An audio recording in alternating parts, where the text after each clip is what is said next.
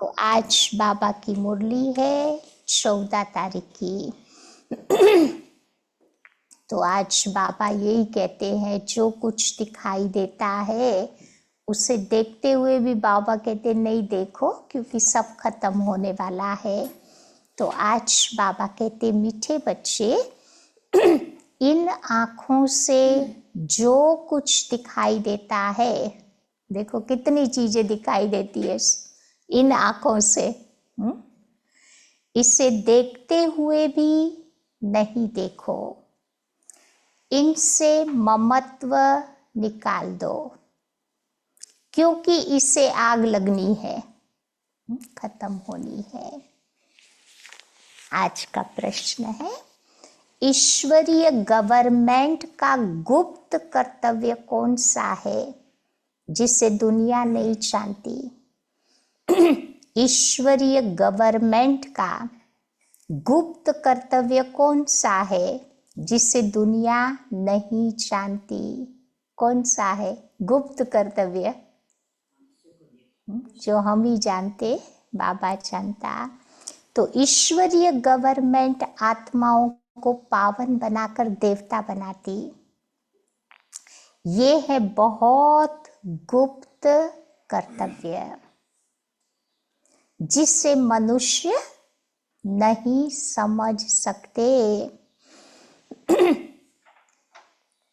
जब मनुष्य देवता बने तब तो नरकवासी से स्वर्गवासी बन सके।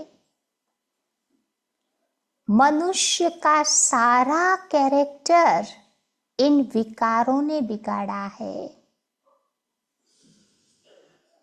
अभी तुम सबको श्रेष्ठ कैरेक्टर वाला बनाने की सेवा करते हो। यही तुम्हारा है मुख्य कर्तव्य। ओम शांति। जब ओम शांति कहा जाता है तो अपना स्वधर्म और अपना घर याद पड़ता है। फिर घर में जाकर तुम्हें बैठ तो नहीं जाना है ना, कहाँ बैठे ही नहीं है हम लोग पूरे साइकिल में, करते ही रहे हैं कुछ न कुछ। तो परम धाम जाके भी बैठेंगे नहीं। तो बाप के बच्चे बने हैं तो जरूर स्वर्ग का वर्षा याद पड़ेगा। तो ओम शांति कहने से सारा ज्ञान बुद्धि में याद आ जाता है। मैं आत्मा शांत स्वरूप हूँ, शांति के सागर बाप का बच्चा हूँ। जो बाप स्वर्ग की स्थापना करते हैं वही बाप हमको पवित्र शांत स्वरूप बनाते हैं।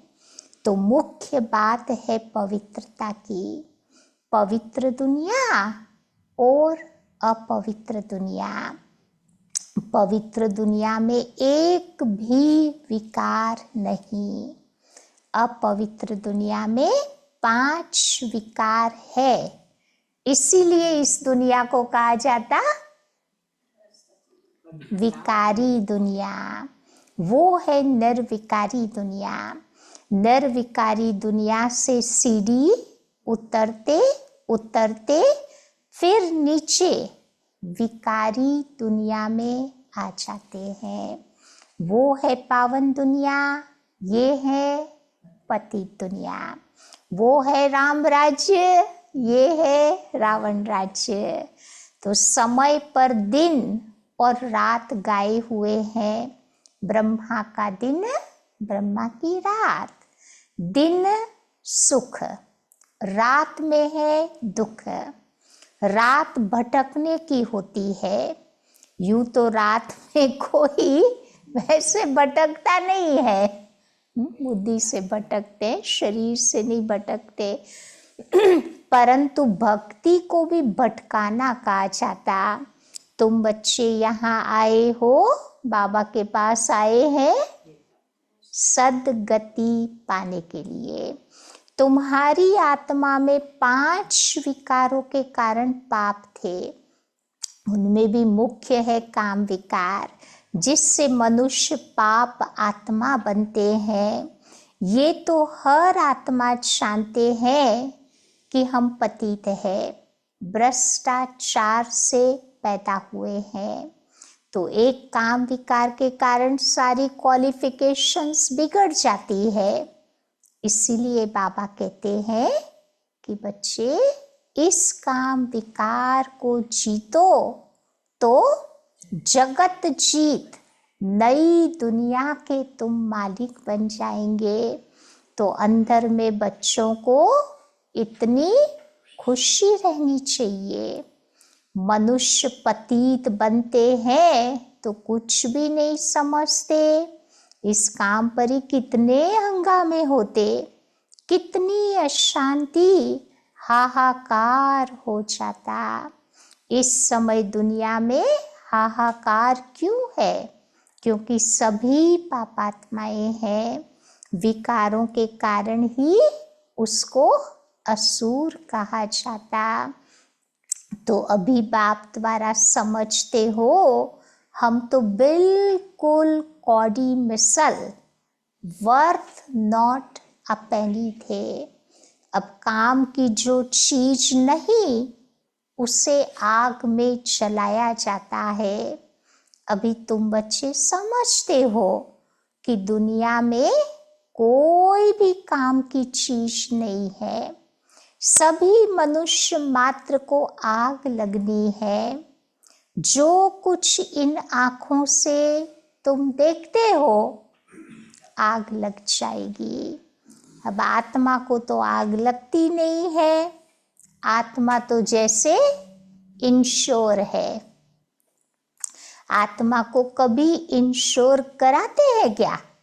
आजकल शरीर का इंश्योरेंस तो लेते हैं ना, लाइफ इंश्योरेंस, हेल्थ इंश्योरेंस, चीज़ों का इंश्योरेंस। तो बाबा पूछते हैं आत्मा का इंश्योरेंस कभी कराते हैं क्या? इंश्योर शरीर को कराते हैं। बच्चों को समझाया गया है कि ये खेल है। आत्मा तो ऊपर में 5 तत्वों से भी ऊपर रहती है। 5 तत्वों से ही सारी दुनिया की सामग्री बनती है। आत्मा तो नहीं बनती। आत्मा तो सदैव है ही है। सिर्फ आत्मा पुण्य आत्मा, पाप आत्मा बनती। तो 5 विकारों से आत्मा इस समय बहुत गंदी बन पड़ी है। अभी बाबा आए हैं तुम बच्चों को पापों से छुड़ाने। विकार से सारा कैरेक्टर बिगड़ता है।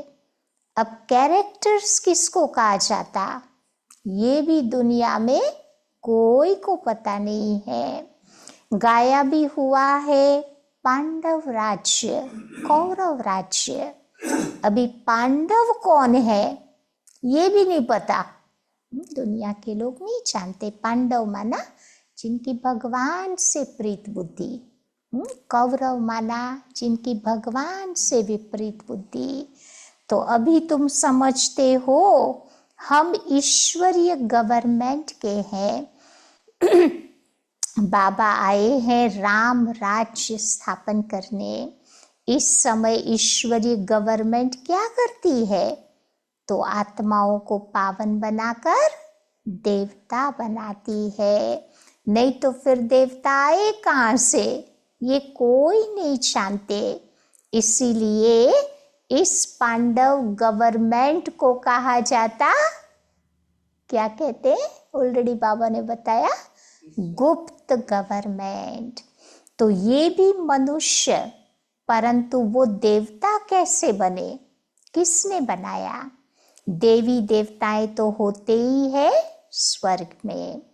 तो उन्हों को स्वर्गवासी किसने बनाया? फिर स्वर्गवासी से नरकवासी जाकर बनते हैं। फिर नरकवासी सो जाकर स्वर्गवासी बनते। ये तुम भी पहले नहीं जानते थे, तो फिर और कैसे जानेंगे? तो स्वर्ग सतयुग को कहा जाता, नर्क कलयुग को कहा जाता। ये भी तुम बच्चे अभी समझते हो, ये ड्रामा बना हुआ है, ये पढ़ाई ही है पतित से पावन बनने की। आत्मा ही पतित बनती, फिर पतित से पावन बनाना, ये धंधा भी बाबा ने तुम्हें सिखलाया है। पावन बनो तो पावन दुनिया में चलेंगे। आत्मा पावन बने तब समझो स्वर्ग के लायक बने। तो ये ज्ञान तुम्हें इसी संगम युग पर ही मिलता, पवित्र बनने का हथियार भी मिलता। तो पतित पावन एक बाबा को ही कहा जाता। कहते हैं कि हमको आकर पावन बनाओ। ये लक्ष्मी नारायण ही तो स्वर्ग के मालिक थे ना। फिर 84 जन्म लेकर पतित बने हैं। तो श्याम और सुंदर इनका नाम ऐसा रखा हुआ है, परंतु मनुष्य इसका अर्थ थोड़े ही समझते हैं। श्री कृष्ण की भी क्लियर समझानी बाबा तुम बच्चों को देते। इनमें 2 दुनियाएं कर दी है। वास्तव में देखा जाए तो दुनिया एक ही है। वही दुनिया पहले नई होती, फिर पुरानी होती। पहले छोटे बच्चे, फिर बड़े बन करके बूढ़े हो जाते। तो दुनिया भी नई सो पुरानी होती।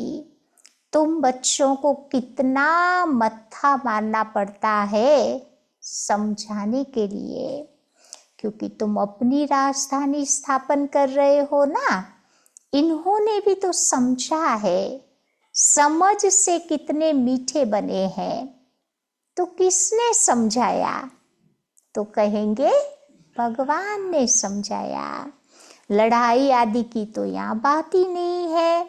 भगवान तुम बच्चों को कितना समझदार, नॉलेजफुल बना देते। शिव के मंदिर में जाकर के नमन करते हैं, परंतु वो क्या है, कौन है, ये कुछ भी नहीं जानते। फिर कहते हैं शिव काशी विश्वनाथ गंगा गोदावरी, वो पूरा नाते नाते बोलते हैं ना, तो विजुलाइज करते हैं कि गंगा के पानी से स्नान हो रहा है। तो बाबा कहते ये सिर्फ कहते रहते हैं, उसका अर्थ जरा भी नहीं समझते। समझाओ तो कहेंगे हम कोशिश करें उनको समझाने की, तो क्या कहते तो बाबा कहते तो फिर कहेंगे कि तुम हमको क्या समझाएंगे, हम तो वेद शास्त्र सब पढ़े हुए हैं। तो तुम बच्चों में भी तो नंबरवार है ना, जो ये धारणा करते हैं। कई तो भूल जाते हैं, क्योंकि बिल्कुल पत्थर बुद्धि बन गए हैं। तो अभी जो पारस बुद्धि बने हैं, उन्हों का काम है औरों को भी पारस बुद्धि बनाना। पत्थर बुद्धि की एक्टिविटी ही ऐसी चलती, क्योंकि हंस बगुले दोनों हो गए। एक घर में कोई ज्ञान में है, कोई नहीं है, तो बाबा कहते हंस बगुले इकट्ठे हो गए। हंस कभी किसी को दुख नहीं देते, लेकिन बगुले जो होते वो दुख देते। इसीलिए उन्हें कहा जाता, बड़ा नाम बाबा ने दिया है, इसीलिए उनको असुर कहा जाता, क्योंकि पहचान ही उनको नहीं रहती। बहुत सेंटर्स पर भी ऐसे विकारी लोग बहुत आ जाते हैं, बहाना बनाते हैं कि हम पवित्र रहते, परंतु है तो झूठ ना। कहा भी जाता है झूठी माया, झूठी काया, झूठा सब संसार। अभी तो है ही संगम युग, कितना फर्क रहता है। जो झूठ बोलते हैं, झूठा काम करते हैं वही तो थर्ड ग्रेड जाकर बनते। फर्स्ट सेकंड थर्ड ग्रेड ऐसे होता। तो बाबा बता सकते हैं ना कि ये थर्ड ग्रेड है। बाबा समझाते हैं कि बच्चे पवित्रता का पूरा पूरा सबूत देना है। कई कहते हैं कि आप दोनों इकट्ठे रहते पवित्र रहते हो, ये तो बड़ा असंभव है। लेकिन बच्चों में योग बल न होने के कारण इतनी सहज बात भी पूरी तरह समझा नहीं सकते। उनको ये बात कोई नहीं समझाता कि यहाँ पर हमको भगवान बैठ पढ़ाते हैं।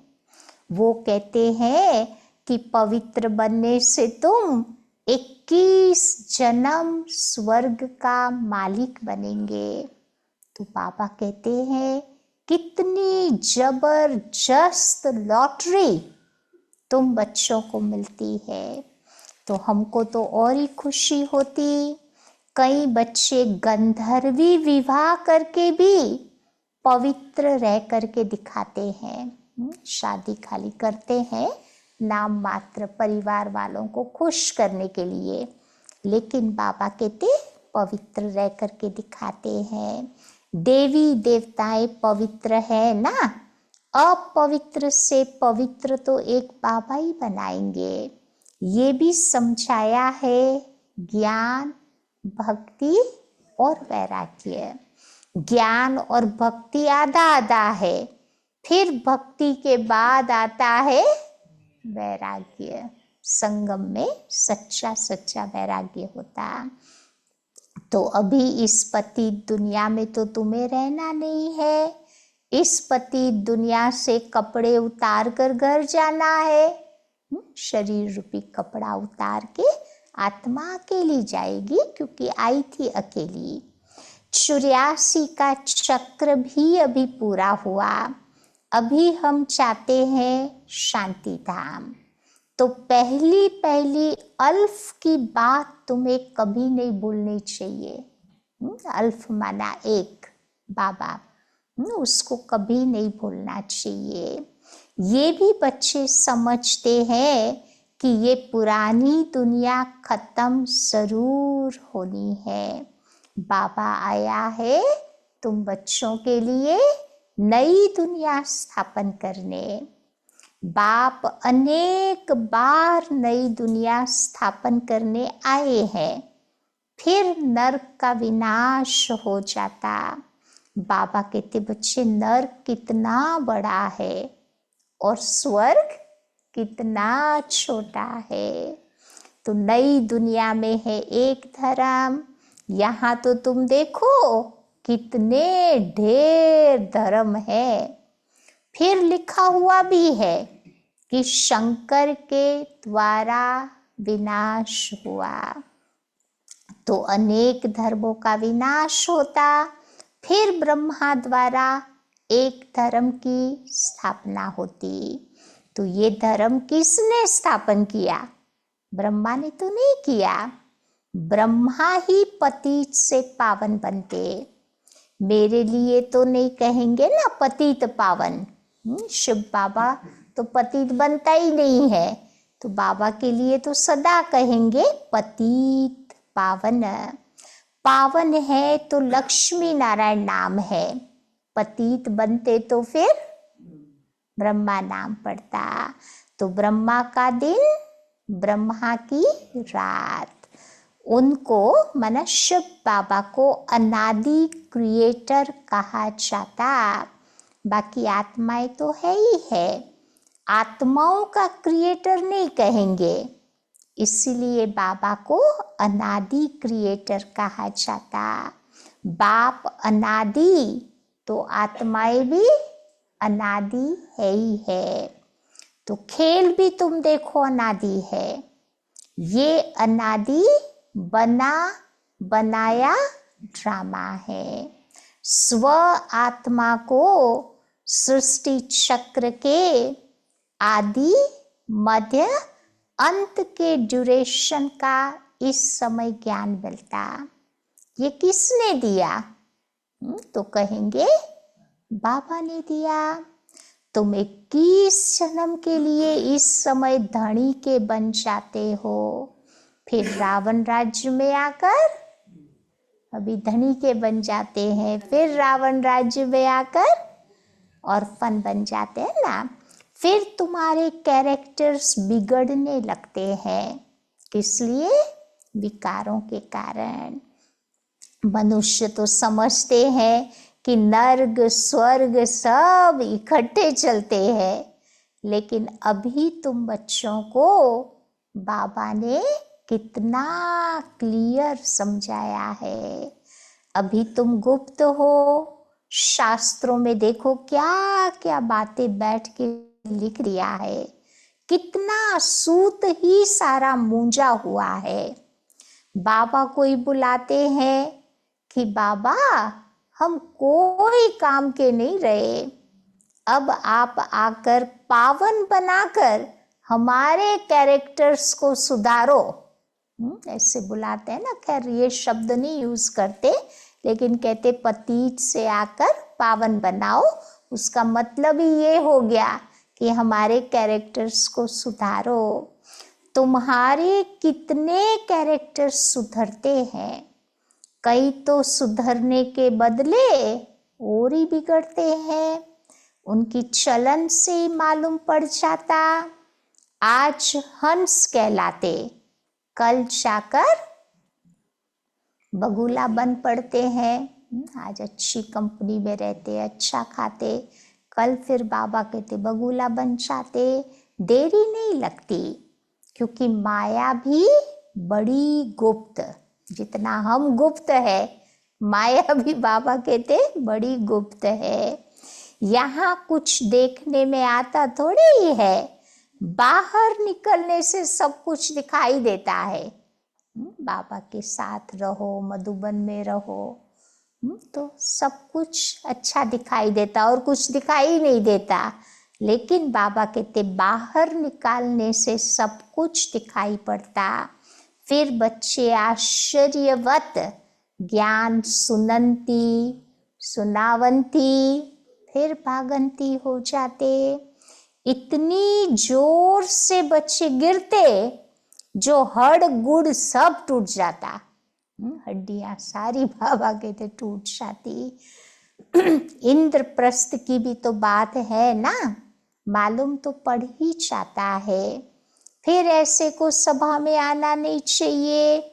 थोड़ा बहुत ज्ञान सुना है तो बाबा कहते हैं स्वर्ग में तो आ ही जाते हैं। ज्ञान का कभी भी विनाश नहीं होता। अभी बाबा कहते हैं कि बच्चे पुरुषार्थ करके ऊंच पद पाओ। अगर विकार में गए तो फिर पद भ्रष्ट हो जाएगा। अभी तुम समझते हो ना कि ये चक्र पूरा कैसे फिरता है। अभी तुम बच्चों की बुद्धि कितनी पलटती है, फिर भी माया धोखा जरूर देती है। इसीलिए बाबा जी युक्ति बताते हैं, माया से बचने के लिए क्या करो? इच्छा मात्रम अविद्या भव। कोई तमन्नाएं नहीं रखो। कोई इच्छा रखी तो समझो गया। फिर माया वर्थ नॉट अ पेनी बना देती। अच्छे अच्छे महारथियों को भी माया किसी न किसी प्रकार से धोखा दे देती है। फिर क्या होता? फिर वो बाबा के दिल पर नहीं चढ़ सकते।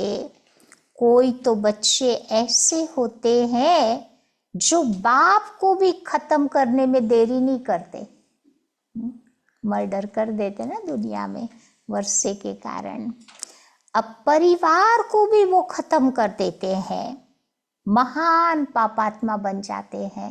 नहीं, वो नेपाल के राजा की बात पता है ना, उसी के बेटे ने ही सबका मर्डर कर दिया, माँ बाप, फैमिली, जो भी भाई बहनें थे, पिया हुआ था, तो सबको मार दिया। अब रावण देखो क्या क्या करा देता है, बहुत नफरत आती है ना। बाबा कहते कितनी डर्टी दुनिया है, तो इस दुनिया से कभी भी दिल नहीं लगानी है। तो बच्चों के अंदर पवित्र बनने की भी हिम्मत चाहिए। विश्व के बादशाही की प्राइस लेने के लिए पवित्रता है मुख्य। पवित्रता पर कितने हंगामे होते हैं। तभी तो गांधी जी भी कहता था कि हे पतित पावन आओ। अब बाबा कहते हैं हिस्ट्री, जियोग्राफी फिर से रिपीट होती, सबको वापस आना ही है। तब तो इकट्ठा जावे, बाप भी तो आए हैं ना, सबको घर ले जाने के लिए। बाप के आने के बगैर कोई भी वापस घर नहीं जा सकता।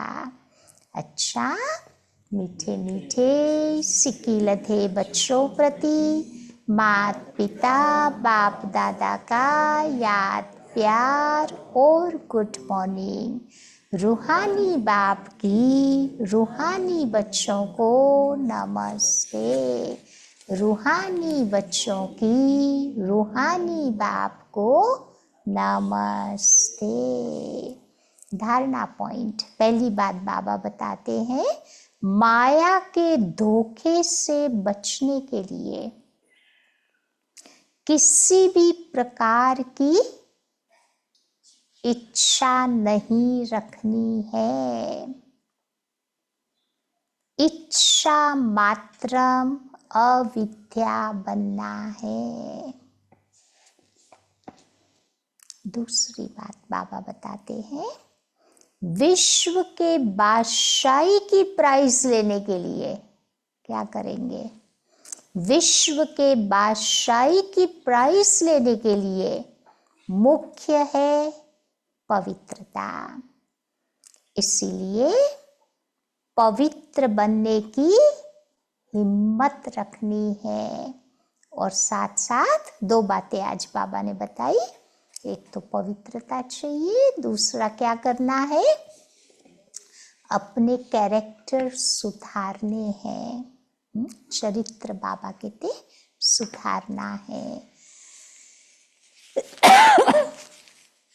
वो कहावत भी तो है ना, if health is lost, nothing is lost, wealth is lost, something is lost, if character is lost, everything is lost ना।